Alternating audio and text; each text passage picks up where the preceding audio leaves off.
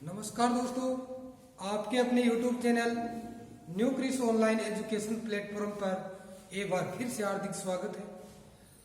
दोस्तों, कल के वीडियो में हम पढ़ रहे थे भाषा की प्रमुख विशेषताएं।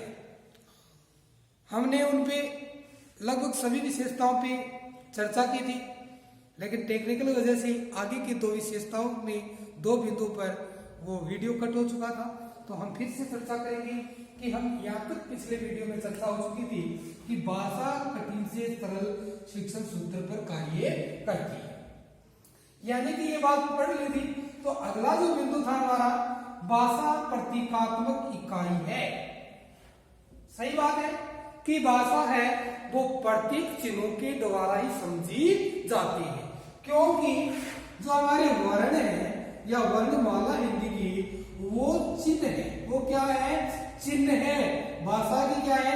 चिन्ह। और उसके द्वारा ही हम अपने विचारों को चिन्हित करते हैं। तब हम उस बात को पढ़। किसने कहा कि ये क है? ये क के लिए उच्चारित हुआ, ये ककार है। क्या ये?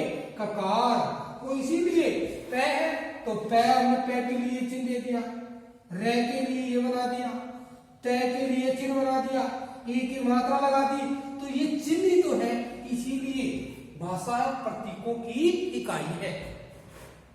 वेरी इंपॉर्टेंट विशेषता जी, भाषा संस्कृति की परिचायक है।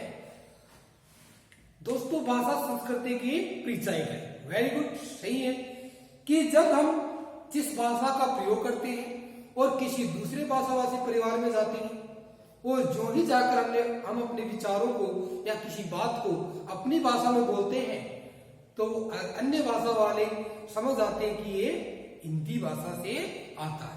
या किसी दूसरे भाषाभाषी का व्यक्ति हमारे पास आता है तो उसकी भाषा से हम समझ आते हैं कि आप तो पंजाबी से हो, या संस्कृत का संस्कृत भाषा से हो, अंग्रेजी बोलता है तो अंग्रेजी परिवार से कह सकते हैं। तो इसीलिए वो क्या है?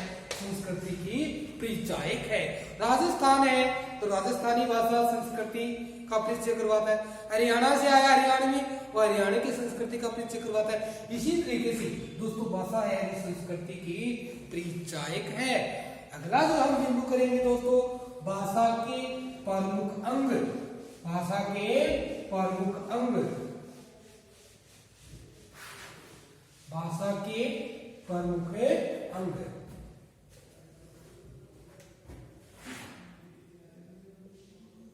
भाषा के प्रमुख अंग, या इसे हम कह सकते हैं व्याकरण के प्रमुख अंग। व्याकरण के प्रमुख अंग हमारे लिए दोनों ही बिंदु से कि भाषा के प्रमुख अंग और व्याकरण के प्रमुख। आपके जहन में प्रश्न आया होगा कि जो भाषा के प्रमुख अंग है वो व्याकरण के प्रमुख अंग कैसे हो सकते हैं? हो सकते हैं। देखो दोस्तों, बात की भाषा क्या है कि भाषा एक ऐसा माध्यम है जिसके द्वारा व्यक्ति अपने अंतर्मन के विचारों को किसी दूसरे व्यक्ति के सामने प्रस्तुत करता है, प्रकट करता है, उसे हम भाषा कहते हैं। दोस्तों, भाषा के ऊपर व्याकरण का क्या काम है? व्याकरण है वो हमें शुद्ध बोलने का, शुद्ध पढ़ने का और शुद्ध लिखने का ज्ञान करवाता है। और भाषा तो एक साधन है, समझ लो। भाषा क्या है? एक साधन है। और व्याकरण एक शास्त्र है। और कैसा शास्त्र है? ये शब्दानुशासन है। क्या है ये? शब्दानुशासन है। और दूसरी बात, यह एक ग्रंथ है। क्या है? ग्रंथ है। यह एक पुस्तक है। और मैंने नाम दे दिया, यह एक मैकेनिक है। मैकेनिक का क्या काम होता है? कोई भी साधन खराब हो जाता है या किसी भी तरीके की इसमें गड़बड़ी हो जाती है, उसे ठीक करने का काम करता है। उसी तरह हिंदी है, यहाँ पर सॉरी हमारी भाषा वो साधन है और व्याकरण मैकेनिक है। किसी भी तरह की कोई गलती होती है उसको सुधारने का काम कौन करेगा? व्याकरण करेगा। और दोस्तों भाषा एक साधन है, तो भाषा के साधन के, भाषा रूपी साधन के 3 अंग हैं, वर्ण, शब्द और वाक्य। वर्ण तो यहां पर टाय का काम कर रहे हैं, शब्द यहां पर बात करें, शब्द यहां पर कर रहे हैं, वर्ण टाय का काम करेंगे और शब्द यहां पर करेंगे सीट का काम। किसका काम? सीट का। और वाक्य जो करेगा वो स्टीयरिंग का, हैंडल का काम करेंगे। किसका काम करेंगे? हैंडल या स्टीयरिंग का काम करता है। वर्ण टायर है, शब्द है वो सीट है, वाक्य वो हैंडल है। इसमें किसी भी तरह की कोई मिस्टेक आती है तो काम कौन करता है? व्याकरण। तो इसीलिए हम कहेंगे कि भाषा या व्याकरण के प्रमुख 3 अंग होते हैं। तो हम चर्चा करेंगे कि भाषा या व्याकरण के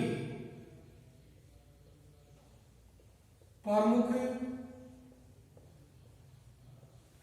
3 अंग होते हैं। 3 अंग होते हैं। दोस्तों बात करें, ये वो अंग है जो व्याकरण को पूर्णता की ओर लेकर जाएंगे। यहीं से हमारा व्याकरण शुरू होता है। इन 3 अंगों के द्वारा ही हम संपूर्ण व्याकरण को पढ़ लेंगे।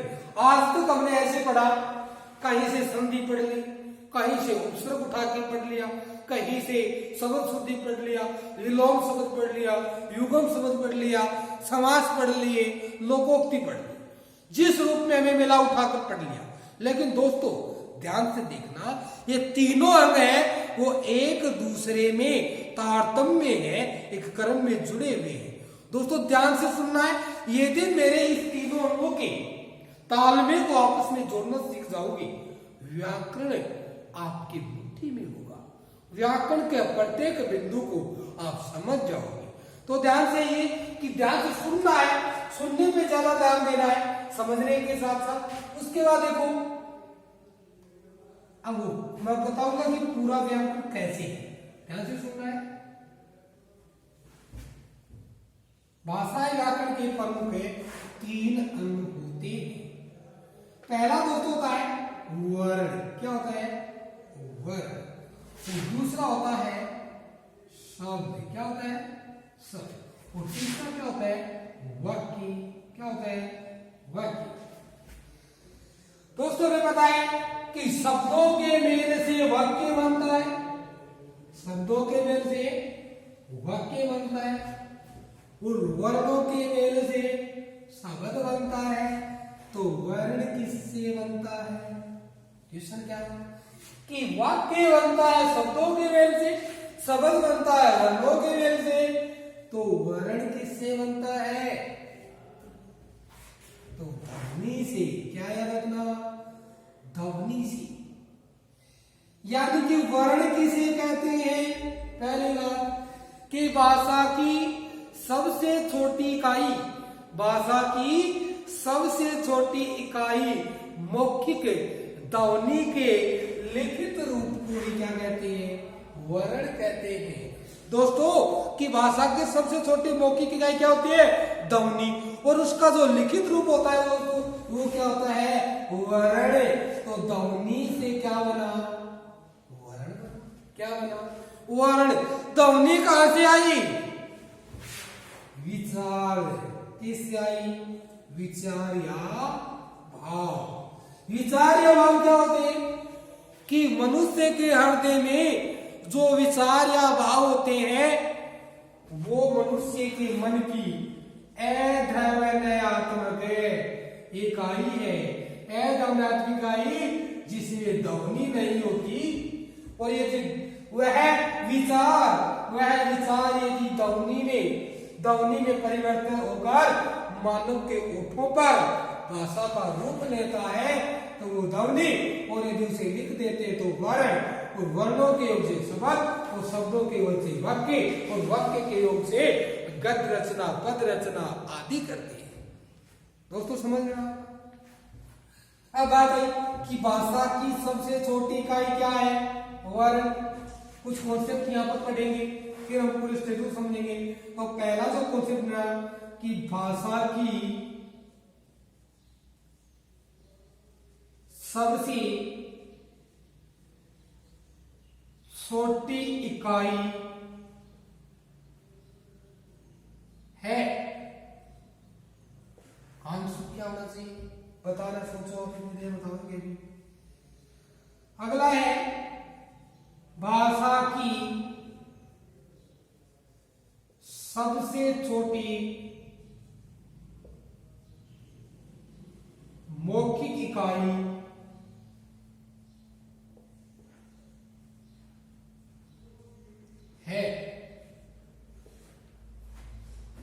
तीसरा कॉन्सेप्ट है भाषा की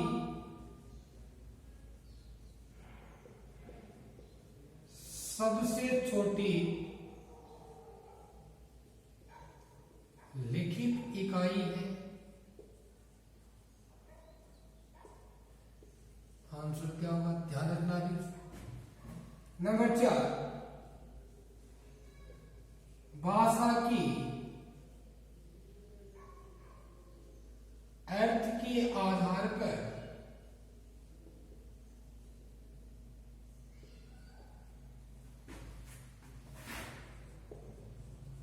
सबसे छोटी इकाई है। आंसर क्या होगा? नंबर 5, भाषा की भाव या भावार्थ के आधार पर सबसे छोटी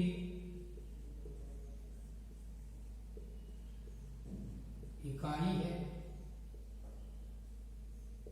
आंसर प्लीज देना। नंबर 6, भाषा की सबसे बड़ी लिखित इकाई है।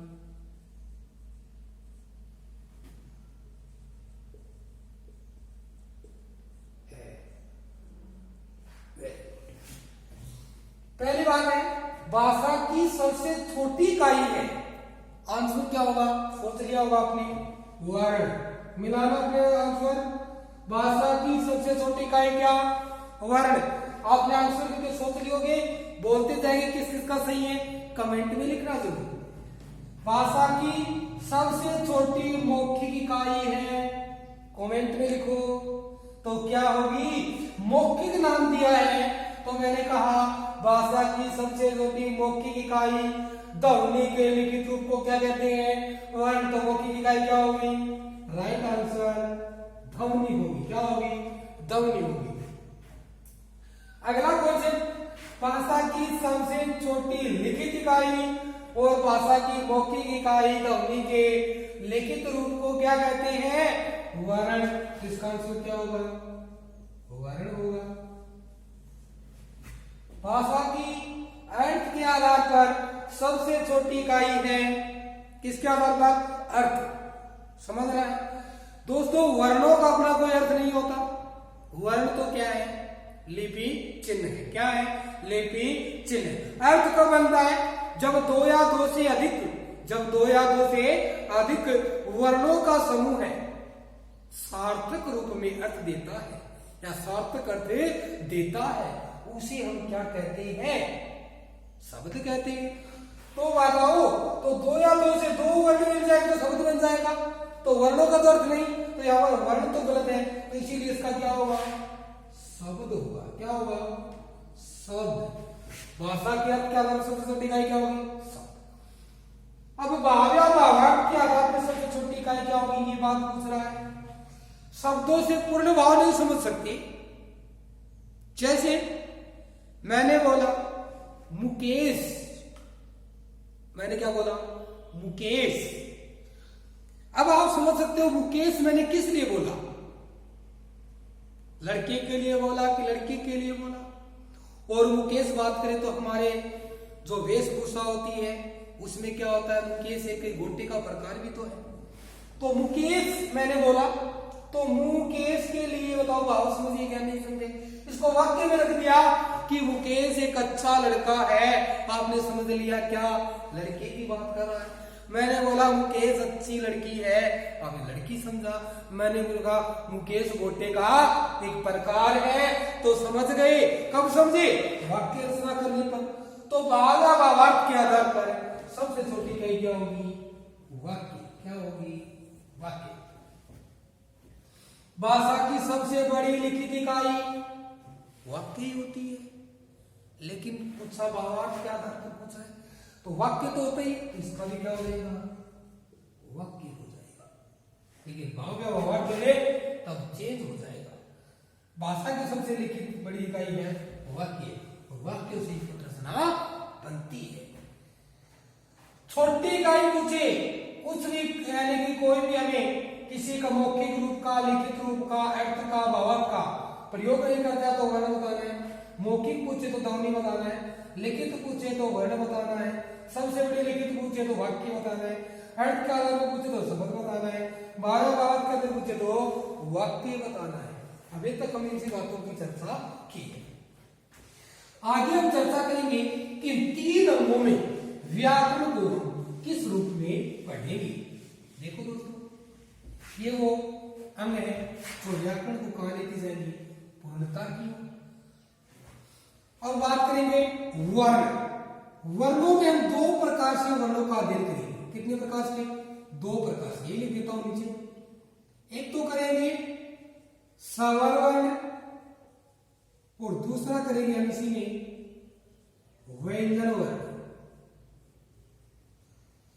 अगर आपसे पूछे कि वर्ण कितने प्रकार के होते हैं मुख्य रूप से, तो बताना 2, लेकिन एक तीसरा मैं पढ़ाऊंगा आपको, अयोग हुआ है वर्ण। कौन से वर्ण, अयोग हुआ। इनका अध्ययन भी करेंगे 3 भागों में। स्वरों की संख्या 11 होती है, व्यंजनों की संख्या 33 होती है। ये 3 भी होते हैं, 2 भी मान लेते हैं, लेकिन स्वर स्वतंत्र रूप से बोले जाते हैं, व्यंजन स्वरों की सहायता से बोले जाते हैं। अयोग हुआ है, ए का मतलब होता है नहीं, योग, अर्थात ऐसे वर्ण जिनका योग न तो स्वरों के साथ हो न ही व्यंजनों के साथ हो, उसे अयोग हुआ वर्ण कहते हैं। जैसे बात करेंगे, एक तो है अंग और एक है और एक हमारे पास था चंद्र बिंदु। तो दोस्तों इसे तो कहते हैं अनुस्वार। क्या कहते हैं, अनुस्वार। इसे कहते हैं विसर्ग, इसे कहते हैं विसर्ग, और इसे कहते हैं क्या, चंद्र बिंदु। यह अध्ययन करेंगे। तो वर्णों को फिर वर्णों का वर्गीकरण करेंगे। शब्द दोस्तों 4 प्रकार से पढ़ेंगे। शब्द कितने प्रकार से पढ़ेंगे, 4 प्रकार से। पहला जो प्रकार होगा उत्पत्ति या स्रोत के आधार पर, उत्पत्ति या स्रोत के आधार पर। यहां पर हम पढ़ेंगे शब्दों को 5 भागों में बांटेंगे। तत्सम शब्द, तद्भव शब्द, विदेशी शब्द और संकर शब्द। उत्पत्ति शब्द 4 प्रकार के होते हैं। कितने प्रकार के होते हैं, 4 प्रकार। पहला प्रकार उत्पत्ति या स्रोत के आधार पर, और उसमें हम इनका अध्ययन करेंगे। अगला जो हमारा प्रकार है शब्दों में वो है व्युत्पत्ति। ये तो था उत्पत्ति, इसका मतलब था जन्म, जहां से जन्म हुआ है। व्युत्पत्ति का मतलब होता है रचना। क्या होता है, रचना। इसे कहते हैं निर्माण। क्या कहते हैं, निर्माण। इसे कहते हैं संरचना। क्या कहते हैं, संरचना। और इसे ही कहते हैं हम व्युत्पत्ति, रचना, संरचना, और इसे ही कहते हैं हमें बनावट। क्या कहते हैं, बनावट। इसमें हम कौन कौन से शब्दों का अध्ययन करेंगे दोस्तों, देखो यहाँ पे देखिए नंबर 1 करेंगे इसमें रूढ़ शब्द। कौन से शब्द, रूढ़ शब्द। दूसरा करेंगे हम इसी के अंदर यौगिक शब्द। कौन से शब्द, यौगिक, और तीसरा करेंगे हम यहाँ पर योग रूढ़ शब्द, योग रूढ़ शब्द। तीसरा जो शब्द का प्रकार है हमारे पास वो है बदलाव, बदलाव या प्रयोग के आधार पर। शब्दों में बदलाव या प्रयोग 4 प्रकार से किया जा सकता है।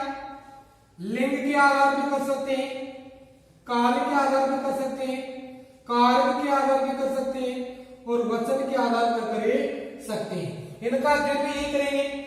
तो प्रयोग हम करेंगे, 2 भागों में बांटेंगे। एक तो होगा हमारे पास विकारी शब्द होंगे, विकारी का मतलब होता है जिसमें परिवर्तन हो, और एक होता है अविकारी। क्या होता है?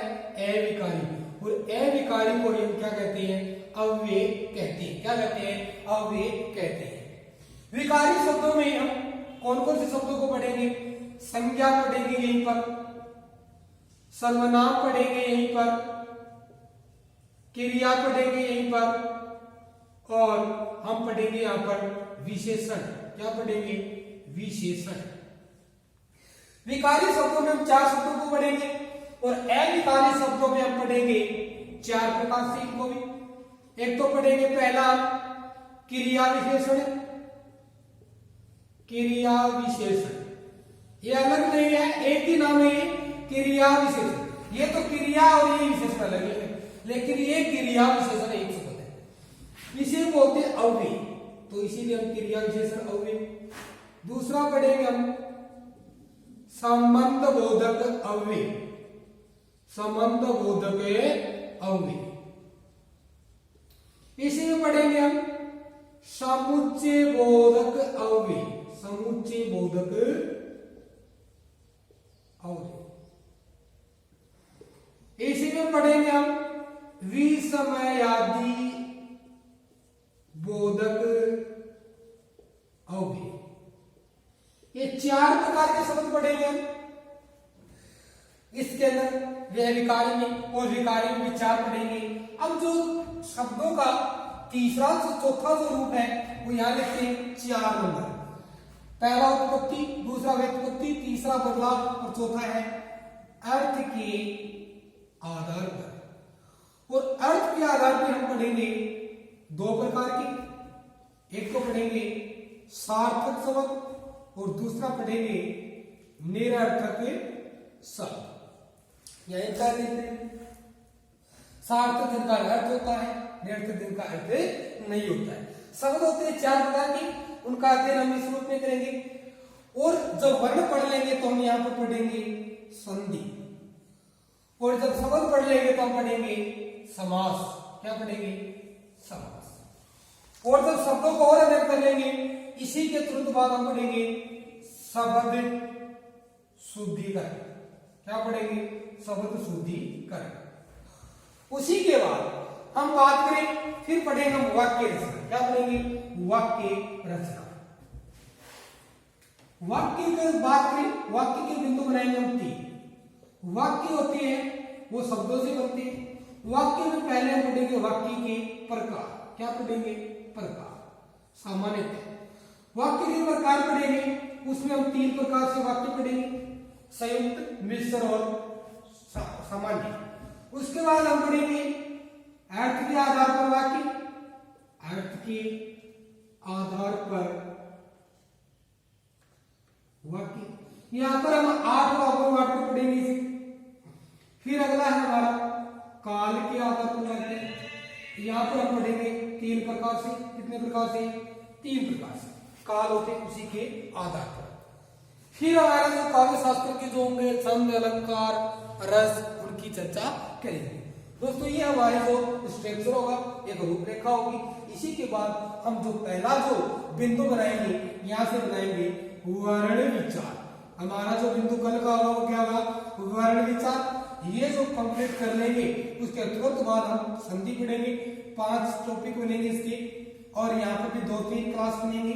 फिर हम पढ़ेंगे शब्द विचार। इसका नाम क्या रखेंगे हम? शब्द विचार। शब्द विचार पढ़कर हम उत्पत्ति के आधार पे तत्सम, तद्भव, विदेशी, संकर पढ़ेंगे। व्युत्पत्ति, रचना, निर्माण के आधार पर रूढ़ यौगिक यौगिक पढ़ेंगे, फिर बदलाव करेंगे, लिंग काल कारक का प्रयोग करना सीखेंगे, फिर विकारी शब्दों में संज्ञा सर्वनाम विकार देखेंगे, फिर अविकारी पढ़ेंगे, उसके बाद हम वाक्य रचना पे जाएंगे, फिर वाक्य शुद्धिकरण पढ़ेंगे। अंत में वाक्य शुद्धिकरण से जाएंगे तो हम व्याकरण को पूर्णता कर जाएंगे। दोस्तों मेरे चैनल को सब्सक्राइब करें, लाइक करें और आपके साथ बने रहेंगे अगले वीडियो में। और लेकर आ रहा हूं मैं आपके लिए वर्ण विचार, और वर्ण विचार एक वैज्ञानिक दृष्टि से मैं आपके मन में बिठाने वाला हूं। आज के लिए धन्यवाद। Thank you, all the best.